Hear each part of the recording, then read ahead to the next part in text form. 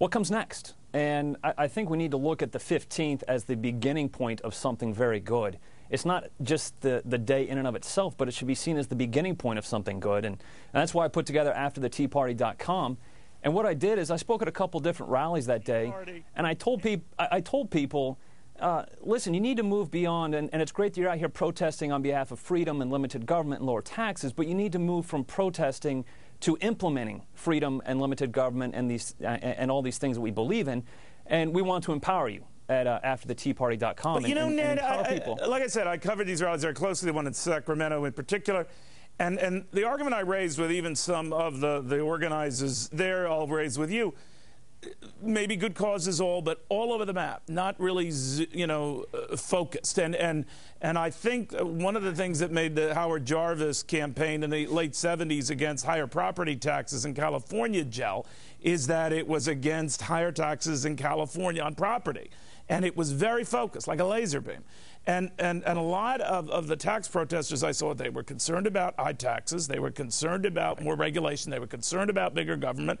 They were concerned even about, some of them were telling me, our troops being committed all over the world. So it ran all over the map, and so there wasn't sort of like a single message. What do you say? I say if it can be centered around three different issues of fiscal accountability, limited government, and greater transparency and accountability.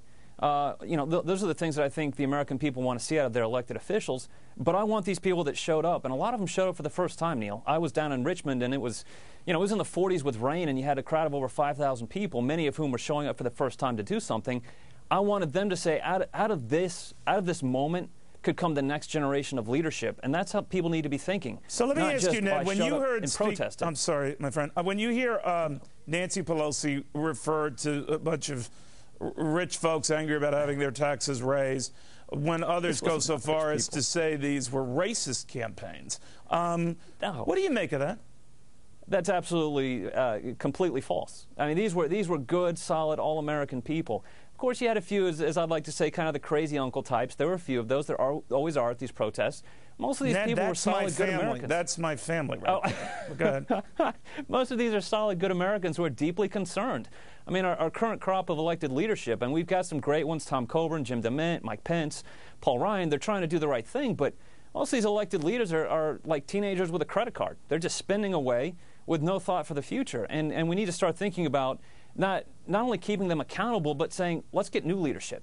Let's think about that. And out of these tea parties could come a new generation of leadership. And I think does that's that how we have to include be a new thinking. party?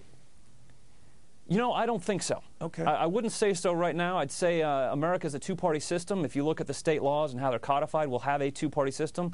I think they need to work within the system, but let's go in and be involved and make a difference. Ned Ryun, thank you very much in Washington.